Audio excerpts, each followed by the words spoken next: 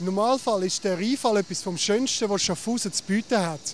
Aber heute Abend muss auch der schöne Wasserfall hinten anstehen. Weil die Heather Nova ist in der Stadt. Sie bezaubert das Publikum mit ihrer Wahnsinnsstimme im Kammgarn heute Abend. Was sie uns vor dem Konzert noch zu erzählen hat, geniessen es. Kiss your lashes, kiss you low. I'm driven to you like the driven snow.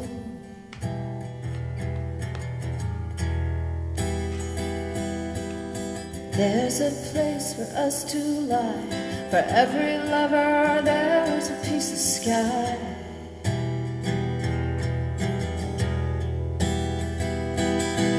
To every life, a light that shines. Every heart a beat that's true.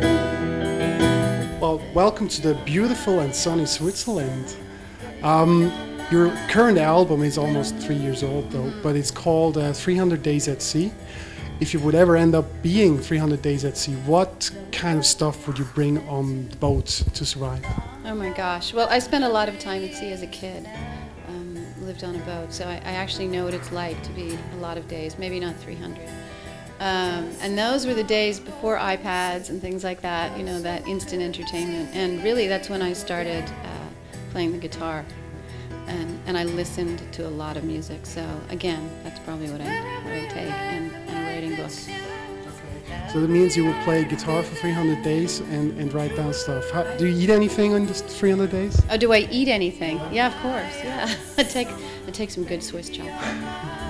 So you have a song out called Save a Little Piece of Tomorrow, and tomorrow you're going to play in Lucerne. What exactly do you save there?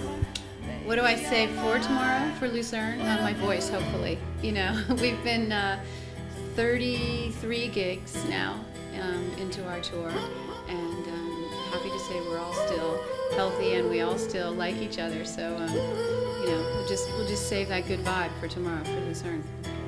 So tonight's going to be the second show in Switzerland out of 4 in a row. Is this actually enough to ask for temporary citizenship in this country?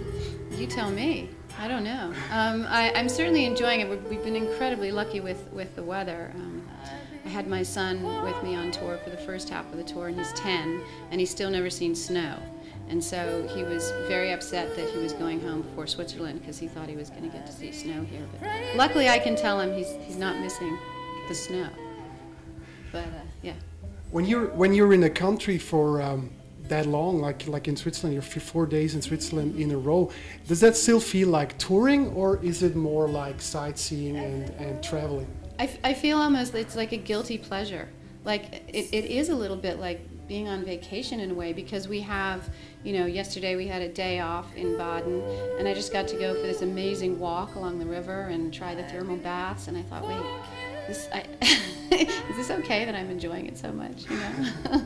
It's been incredible, and I love Switzerland, and I've been here many times in the course of my career, but this tour has been nice because I've got to spend some continued time here. So. When you're doing music for as long as you do, you have so many songs to pick for a tour. How hard is it for you to go on tour and prepare a set list?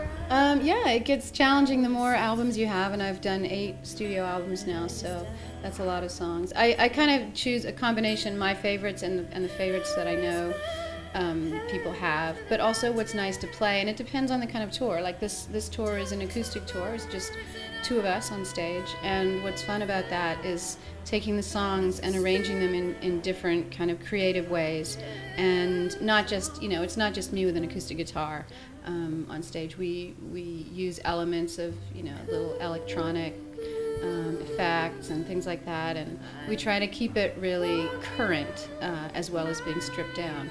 And so some songs lend themselves more to those arrangements than others. So it's a combination of things.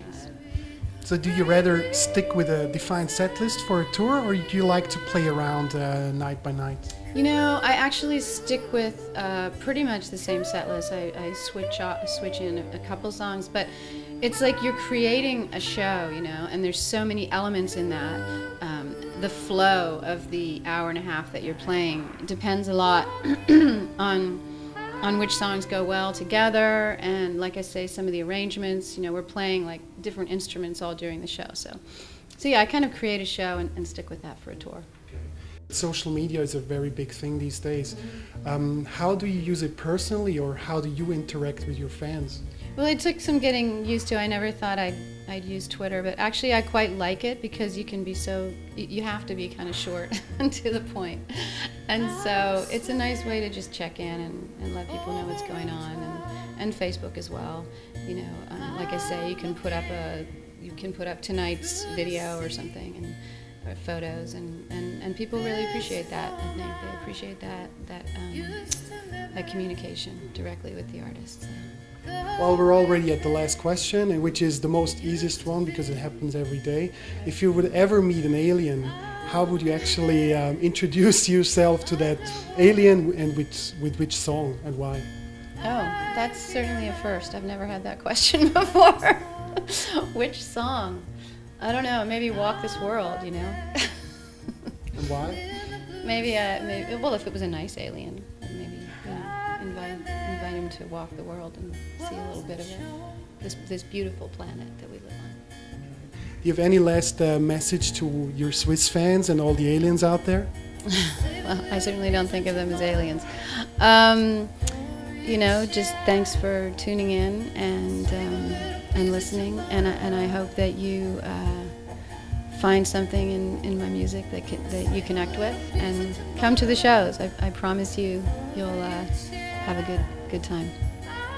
Thank you very much.